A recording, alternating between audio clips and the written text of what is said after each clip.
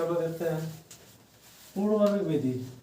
आज जो पढ़ना है पूर्ण वर्ग विधि, और पूर्ण वर्ग विधि में केवल दो सूत्र का जरूरत है। एक है a प्लस बी का होल स्क्वायर और एक है a माइनस बी का होल स्क्वायर।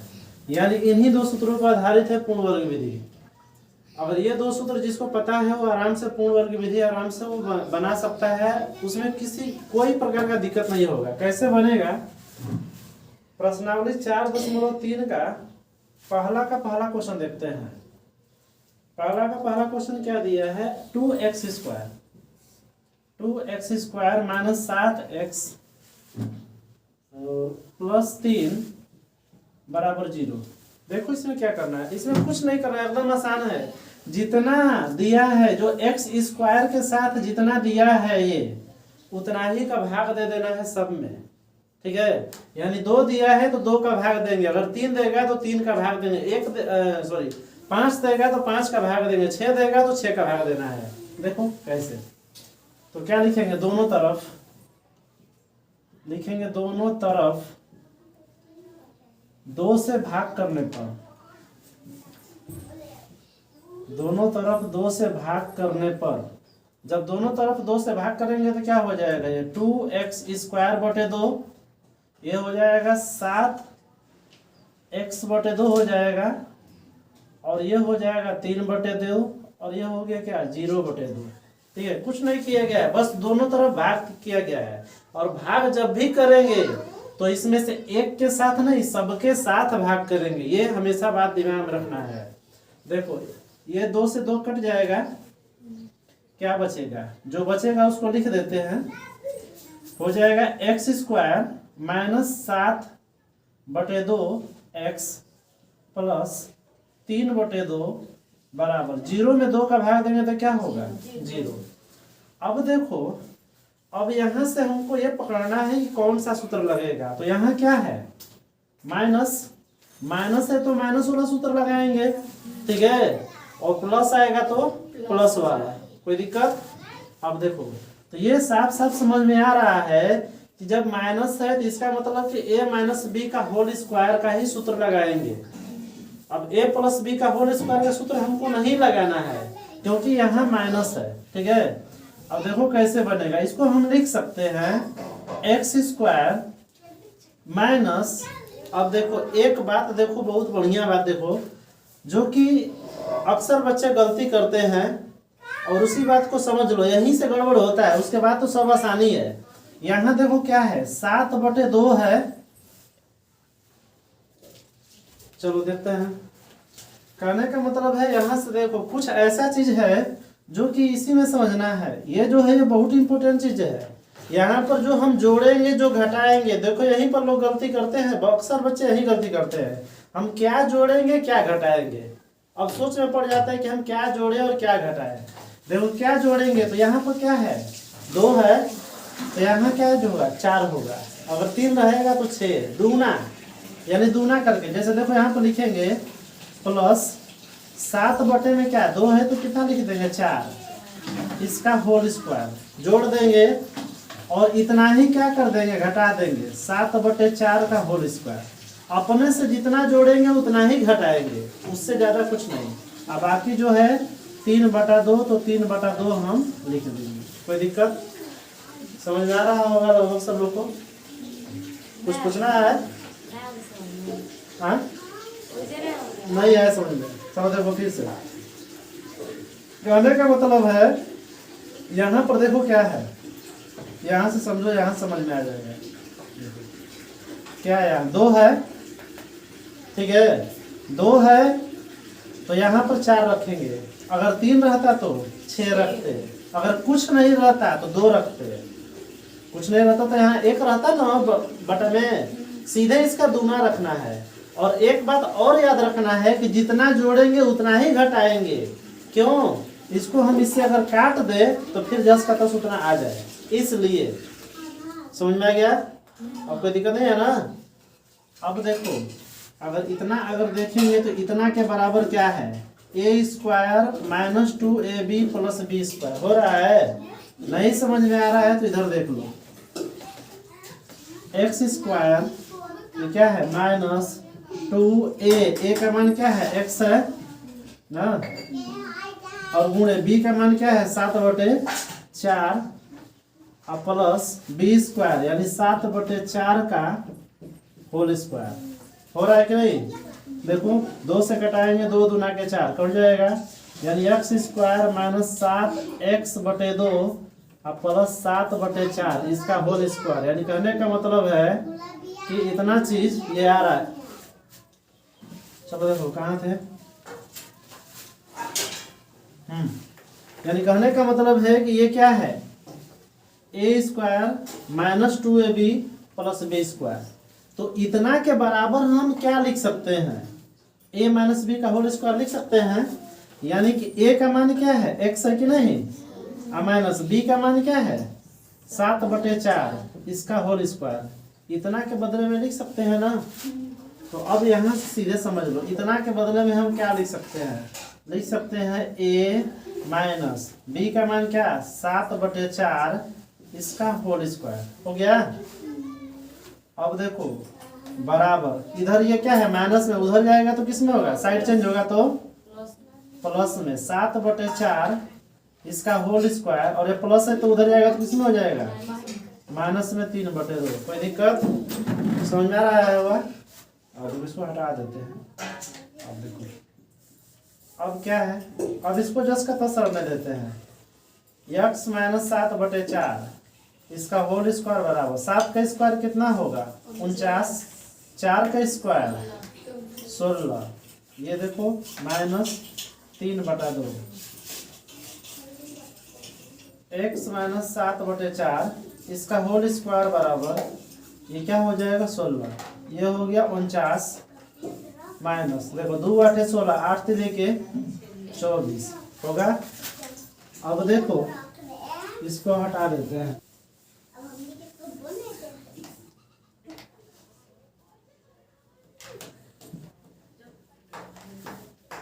x माइनस 7/4 का होल स्क्वायर, तो यहाँ से जब स्क्वायर हटाएंगे तो उधर जाएगा तो क्या होगा रूट होगा ना। यही तो बताया गया है कि स्क्वायर जब भी हटता है तो क्या हो जाता है रूट में हो जाता है। और इधर देखो 49 में से 24 घटाएंगे तो क्या हो जाएगा 25, और बटा में क्या हो जाएगा 16।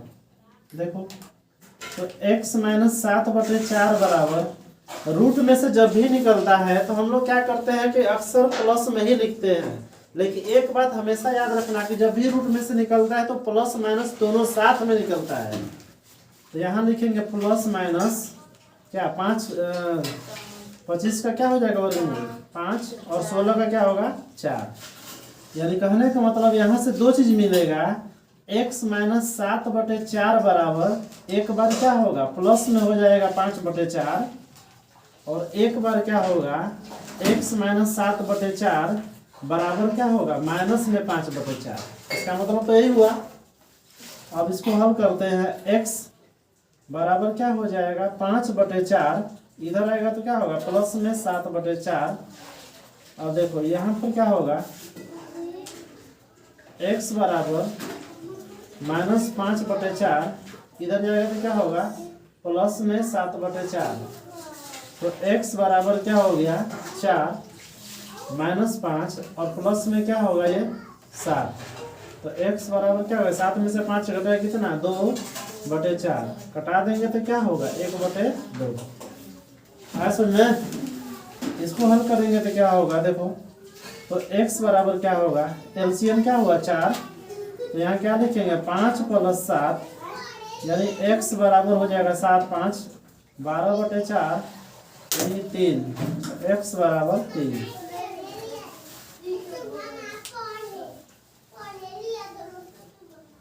समझ जाएगा सब लोग को? नोट कर लो सब।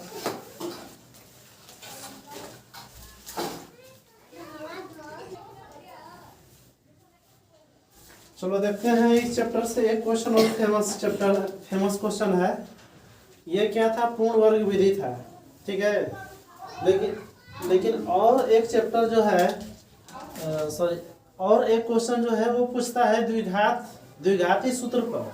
ये क्या था पूर्ण वर्ग विधि था। तो पूर्ण वर्ग विधि तो समझ में आ गया होगा। अब आते हैं इसी क्वेश्चन को अगर द्विघाती सूत्र से बनाना होगा तो कैसे बनाएंगे देखेंगे। देखो ये पूर्ण वर्ग विधि था। अब इसी क्वेश्चन को बताते हैं, मतलब दूसरा क्वेश्चन जो है इसी चैप्टर का दूसरा का पहला क्वेश्चन कह रहा है कि जो भी क्वेश्चन दिया गया है प्रश्न 1 में उसको क्या करना है द्विघाती सूत्र से। सूत्र का नाम क्या है द्विघाती सूत्र। द्विघाती सूत्र से अब जो है इसी क्वेश्चन को बनाना है। ठीक है, तो कैसे बनेगा देखते हैं। देखो द्विघाती सूत्र से बनाने का तरीका क्या है। सबसे पहले हम क्या करते हैं डी का मान निकालते हैं और डी क्या है इसके बारे में हम जान लेते हैं। ठीक है, देखो कहने का मतलब क्या है, अगर बात किया जाए द्विघात समीकरण जो होता है उसका मानक रूप क्या है, तो देखो द्विघात समीकरण जो द्विघात समीकरण होता है इसका मानक रूप किस रूप में होता है, तो ax square plus bx plus c बराबर 0, इसी रूप में होता है द्विघात समीकरण। ठीक है, अब यहां से अगर देखेंगे तो सबसे पहले अगर द्विघाती सूत्र पर अगर बैठाना होगा, द्विघाती सूत्र के से अगर निकालना हो तो क्या हमको निकालना होगा डी का मान, और डी को हम क्या कहते हैं विवेचक, इसका नाम है विवेचक। कभी कभी दे देता है क्वेश्चन में, ऑब्जेक्टिव में दे देता है कि ऐसे समीकरण दे देगा द्विघात समीकरण और कहेगा कि इसका विवेचक निकाले, या इसका एक और नाम दे देता है विविक्तर। ये ऑब्जेक्टिव में आएगा, एकदम कन्फर्म है कि ऑब्जेक्टिव में आएगा। ठीक है, तो ऑब्जेक्टिव के लिए बहुत काम का चीज है, और इसका सूत्र होता है डी बराबर बी स्क्वायर माइनस 4ac। लेकिन एक गलती नहीं करना है, अगर हम यहाँ कैपिटल डी लिख देंगे तो इसका अर्थ बदल जाएगा। ठीक है, कैपिटल डी मतलब उसका अर्थ बदल गया, और स्मॉल डी लिखेंगे तो इसका अर्थ चेंज हो जाएगा। स्मॉल डी का मतलब होता है समांतर, सार्व अंतर इसको कहते हैं, सॉरी सार्व अंतर। स्मॉल डी कहने का मतलब हो गया सार्व अंतर। ठीक है, और यह सार्व अंतर किस में आता है समांतर श्रेणी में, जो कि 5वां चैप्टर है। लेकिन हमको ये नहीं डी नहीं पढ़ना है, स्मॉल डी नहीं कैपिटल डी, इसलिए कि इसमें द्विघाती सूत्र में हमेशा इसका मान रखना पड़ जाता है। ठीक, अब देखो निकाल लेते हैं बी स्क्वायर, बी का मान क्या है -7 है, तो -7 का स्क्वायर माइनस 4a, का मान क्या है 2, और c का मान क्या है 3। तो माइनस का स्क्वायर करेंगे तो प्लस में हो जाएगा। 7 का स्क्वायर कितना 49 माइनस 4 दूना के 8, 8 तिली के 24, यानी कितना हो गया 25। तो जो डी का मान आया जब माइनस में न आकर प्लस में आएगा, ठीक है, तो इसको कहा जाता है कि मूल क्या है वास्तविक है। यहां से भी क्वेश्चन देता है ऑब्जेक्टिव कि मूल वास्तविक है कि काल्पनिक है, तो इसी के आधार पर पता करते हैं डी का मान निकालकर। डी का मान निकालते हैं, अगर माइनस में आता है तो काल्पनिक है, 0 आता है वास्तविक है, प्लस में आता है वास्तविक है। ठीक है, ये सब जब ऑब्जेक्टिव बताएंगे, ऑब्जेक्टिव जब क्लास जब होगा तो उस समय उसको हम बता देंगे। ठीक है, विस्तार से। अब देखो, अब निकालना है द्विघाती सूत्र। द्विघाती सूत्र को क्या लिखते हैं x लिखते हैं। इसके बराबर द्विघाती सूत्र बराबर होता है -b प्लस माइनस √d। ठीक है, अब ये कहोगे d का मतलब क्या है, d का मतलब यही हो गया b स्क्वायर माइनस 4ac। मतलब अब ये चीज यहाँ न निकाल करके अब एक ही बार ये मान रख देंगे। ठीक है, नहीं तो फिर इसमें बहुत लंबा जाता है। ठीक है, और बटा में होता है क्या 2a। देखो तो माइनस b का मान क्या है -7 है ना, यहाँ रखेंगे -7 प्लस माइनस √d का मान क्या आया है 25, और बटे में क्या 2 गुणे a का मान 2। तो देखो x बराबर क्या हो जाएगा, माइनस माइनस प्लस में 7 होगा, प्लस माइनस क्या होगा इसका क्या होगा वर्गमूल 5, और बटे में 2 दूना के 4। अब देखो यहाँ से दो चीज निकलेगा, एक होगा x बराबर 7 प्लस 5 बटे में 4 हो जाएगा, और एक क्या हो जाएगा x बराबर 7 माइनस 5 बटे में 4।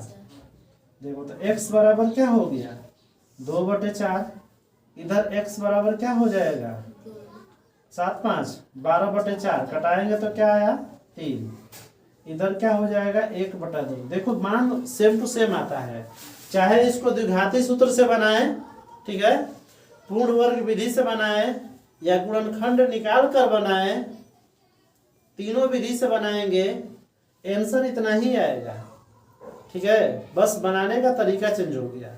समझ में आएगा सब लोग को? ठीक है, नोट कर लो इसको। दूसरा में तो कुछ अंक नहीं। चलो देखो, एक चीज जो है कंफर्म करना भूल गए, ठीक है, इसमें होता क्या है कि कभी भी अगर निकालोगे, अगर पूर्ण वर्ग विधि से निकालोगे, ठीक है, तो पूर्ण वर्ग विधि से निकालने से पहले हमको ये जांचना जरूरी होगा कि मूलों का अस्तित्व है कि नहीं है। इसलिए कि क्वेश्चन में दिया है कि जांच कीजिए कि यदि मूलों का अस्तित्व होगा तभी पूर्ण वर्ग विधि से बनाएंगे, ठीक है। जब हम द्विघाती सूत्र पर निकाल रहे हैं तो इसमें तो हम आराम से निकाल ही रहे हैं, लेकिन जब पूर्ण वर्ग विधि से बनाएंगे तो उसमें भी हमको इतना मान ये निकालना पड़ेगा, ठीक है, तभी पता चलेगा। अगर ये माइनस में आएगा तो हम पूर्ण वर्ग विधि से उसको नहीं बनाएंगे, ठीक है। इसका मान जो है डी का मान माइनस में नहीं आना चाहिए। डी का मान अगर माइनस में आएगा तो लिख देंगे अतः इसके मूलों का अस्तित्व नहीं है, बस उतना ही छोड़ देंगे, पूर्ण वर्ग विधि से नहीं बनाएंगे, ठीक है। लेकिन इसके लिए द्विघाती सूत्र के लिए ये भी अगर माइनस में आ जाए तो नहीं बनाएंगे, इसलिए कि लिख देंगे क्या, मूलों का अस्तित्व नहीं है। अगर 0 आएगा तो भी बनाएंगे और प्लस में आ जाए तो भी बनाना है, लेकिन माइनस में आएगा तो नहीं बनाएंगे, ठीक है, इतना याद रखना है।